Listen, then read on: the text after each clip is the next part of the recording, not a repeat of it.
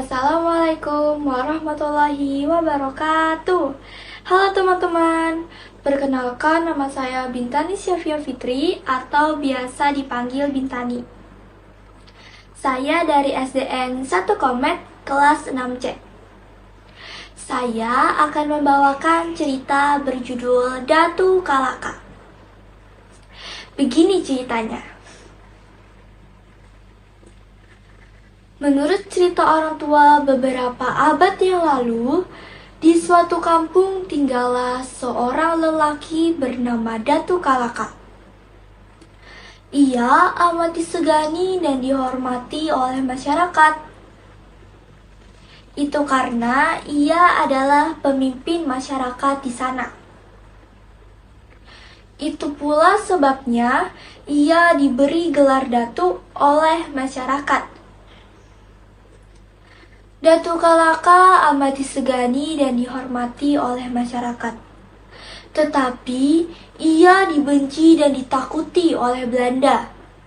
Ia sangat menentang Belanda dan memimpin perlawanan yang banyak meminta korban di pihak Belanda. Anehnya, walaupun pernah berkali-kali terkepung oleh pasukan Belanda, Datu Kalaka selalu bisa untuk meloloskan diri. Tersebar berita di masyarakat, khususnya di kalangan orang Belanda, bahwa Datu Kalaka mempunyai kesaktian untuk menghilangkan diri.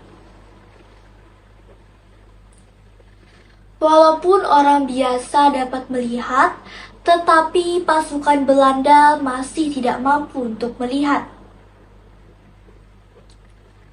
Hal tersebut membuat penasaran pasukan Belanda. Dengan segala tipu dayanya, mereka berusaha untuk menangkap Datu Kalaka. Mereka juga menjanjikan hadiah yang besar bagi siapa saja yang mampu membawakan Datu Kalaka dalam keadaan hidup maupun mati. Oleh karena hal itu, Datu Kalaka harus berpindah tempat tinggal untuk melindungi diri dari Belanda. Jadi, jika pasukan Belanda berusaha mencari Datu Kalaka di kampung, pasti akan sia-sia.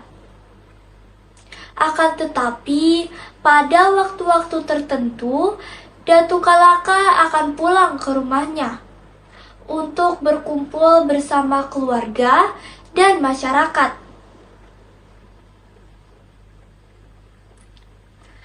Karena sudah cukup lama Belanda tidak datang ke kampungnya, Datu Kalaka merasa aman dan tidak perlu pindah tempat tinggal. Ia memutuskan untuk menetap di kampung sambil mengerjakan ladang, kebun, dan memimpin masyarakat. Pada suatu hari ketika Datu Kalaka sedang bersantai di rumahnya, ada seseorang datang memberitahu bahwa pasukan Belanda memasuki kampung. Tentu mereka akan menangkap Datu Kalaka. "Tolong, tolong, ada pasukan Belanda!" Datu Kalaka yang mendengar hal tersebut tidak mau menunjukkan kekhawatirannya di depan masyarakat. Ia juga tidak mau melindungi dirinya sendiri jika masyarakat menjadi korban karenanya.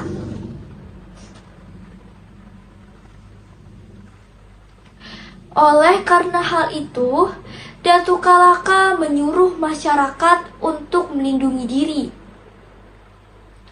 Setelah itu, baru ia cara untuk meloloskan diri. Sayang, ternyata tempat tinggalnya telah dikepung. Tidak ada lagi cara untuk lepas dari sergapan. Datu Kalaka tidak dapat membayangkan hukuman apa yang akan ia terima jika ia sampai tertangkap. Bisa saja ia disiksa, dikurung, atau bahkan dibunuh. Jika ia menyerah, artinya ia bunuh diri. Datu Kalaka tidak ingin mati konyol. Ia dengan cepat memikirkan dan menentukan jalan yang nekat.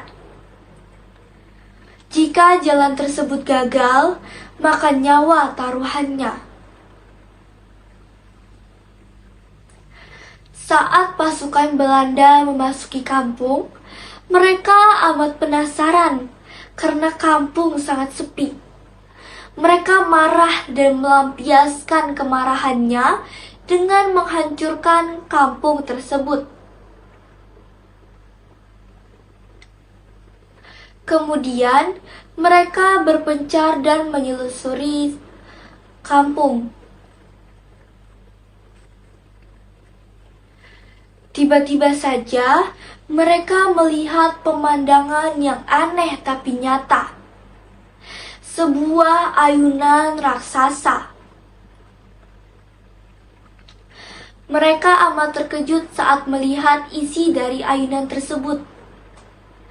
Ada seorang bayi yang sedang tertidur dengan lelap. Bayi itu berukuran lebih besar dan panjang dari ukuran orang dewasa pada umumnya. Sekujur bayi tersebut ditumbuhi bulu bahkan berkumis dan bercabang lebat. Pasukan Belanda yang melihat bayi tersebut lantas ketakutan. Jika bayinya saja sebesar ini, bagaimana dengan orang tuanya? Pasukan Belanda kehilangan keberanian. Mereka memutuskan untuk pergi dari kampung itu dan kembali ke markas. Ternyata bayi tersebut adalah Datu Kalaka. Sebelum pasukan Belanda datang, ia sempat membuat ayunan dan berlaku seperti bayi yang sedang tertidur dengan lelap.